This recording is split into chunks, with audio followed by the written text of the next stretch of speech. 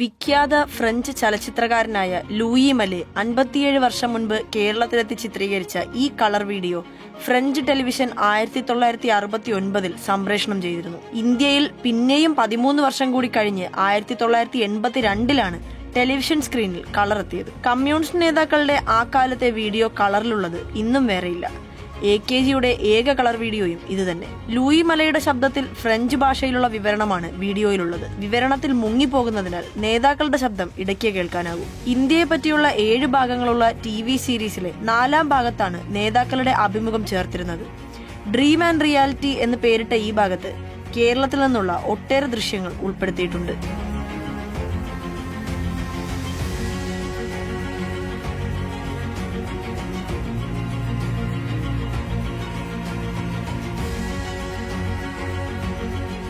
കേരളത്തിൽ അന്ന് EMSന്റെ നേതൃത്വത്തിൽ കൂട്ടുകക്ഷി മന്ത്രിസഭയായിരുന്നു.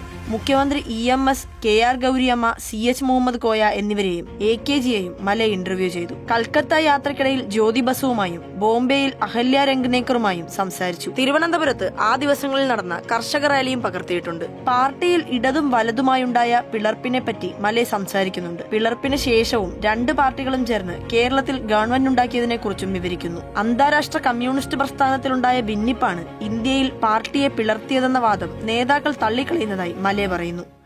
As a matter of fact, it was on the issue of the internal policies. The ideological differences in the international communist movement. ഭരണകൂടത്തിന്റെ സ്വഭാവവും ഭരണകക്ഷിയുടെ വർഗ സ്വഭാവവും തന്നെയായിരുന്നു തർക്കവിഷയം. ഗൗരിയമ്മയും ഭർത്താവ് TV തോമസും 2 പാർട്ടിയിലായതിനെ കുറിച്ച് കൗതുകപൂർവ്വം മല വിവരിക്കുന്നു. അദ്ദേഹം മറ്റേ പാർട്ടിയിലാണെന്ന് ചെറുചിരിയോടെ ഗൗരിയമ്മ പറയുന്നത് കാണാം. I joined Marxist Communist Party. Why? And your husband is on the... He's on the other side. ഒരു മിനിമം പരിപാടിയുടെ അടിസ്ഥാനത്തിൽ മാർക്സിസ്റ്റുകാരും മാർക്സിസ്റ്റ് ഇതരരും ഉൾപ്പെട്ട മന്ത്രിസഭയാണ് തന്റേതെന്ന് EMS വിശദീകരിക്കുന്നുണ്ട്. ജനങ്ങളുടെ അടിയന്തര പ്രശ്നങ്ങൾ പരിഹരിക്കാൻ ശ്രമിക്കുകയാണ്. What are today Marxism and also some parties which accept Marxism. And the basis of unity was discussed and a settlement was arrived at. 1967 പല സംസ്ഥാനങ്ങളിലായി കോൺഗ്രസിന്റെ അധികാര കുത്തക ചോദ്യം ചെയ്ത് നിലവിൽ വന്ന പ്രതിപക്ഷ സർക്കാരുകളെക്കുറിച്ച് മലയെ പരാമർശിക്കുന്നുണ്ട്. ഭരണത്തിനൊപ്പം സമരവും എന്ന നയത്തിന്റെ ഭാഗമായി തിരുവനന്തപുരത്ത് നടന്ന കർഷക റാലി ചിത്രീകരിച്ചിരിക്കുന്നു. പാളയം പള്ളി പരിസരത്ത് നിന്ന് റാലി ആരംഭിക്കുന്നത് കാണാം.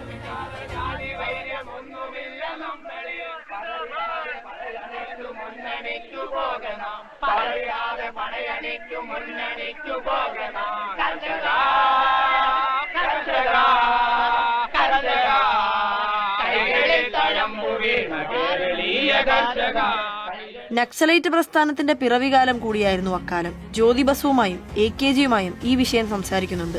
നക്സൽബാരിയിൽ ഉയർന്നു വന്നത് വലിയ കർഷക പ്രക്ഷോഭമായിരുന്നെങ്കിലും അത് തുടർന്നിരുന്നെങ്കിൽ പാർട്ടിയെ തന്നെ വൻ ദുരന്തത്തിലെത്തിച്ചേനെ എന്ന് ജ്യോതി ബസു വിശദീകരിക്കുന്നു. Big peasant movement, no doubt. But on that basis, we feel that സമരം ചില സഖാക്കൾ വഴിതിരിച്ചുവിട്ടു. അവരാണ് ഇപ്പോഴത്തെ നക്സൽബാരി പ്രസ്ഥാനത്തിന്റെ നേതാക്കളെന്ന് ബസു പറയുന്നു. AKGയും ഇത് ശരിവെക്കുന്നു. They would have led our movements into disaster. Their tactics, their policy, everything was wrong. കർഷക പ്രക്ഷോഭം എന്ന നിലയിൽ നിന്ന് അധികാരം പിടിക്കാനുള്ള സമരം എന്ന നിലയിലേക്ക് മാറ്റാൻ ശ്രമിച്ചപ്പോഴാണ് സമരം പാളിയതെന്ന് അവർ പറയുന്നു. ഭീകര അടിച്ചമർത്തലിന് സമരം ഇടയാക്കുമായിരുന്നു. ജനങ്ങൾ പാർലമെന്ററി ജനാധിപത്യത്തിൽ വിശ്വസിക്കുന്നുണ്ട്. അവർ ഒരു സായുധ പോരാട്ടത്തിന് ഒരുങ്ങിയിട്ടില്ലെന്ന് അഹല്യ രംഗനേക്കറും വിശദീകരിക്കുന്നു. They still have faith in the elections. So we have to take the consciousness of the people to that level. കർഷക റാലിയുടെ വിശദമായ ചിത്രീകരണത്തോടെയാണ് മലയുടെ അപൂർവ വീഡിയോയുടെ ഈ ഭാഗം പൂർത്തിയാകുന്നത്.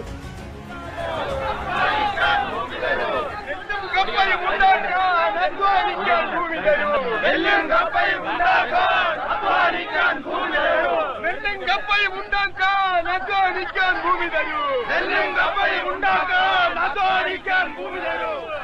കപ്പയും ഉണ്ടാക്കാൻ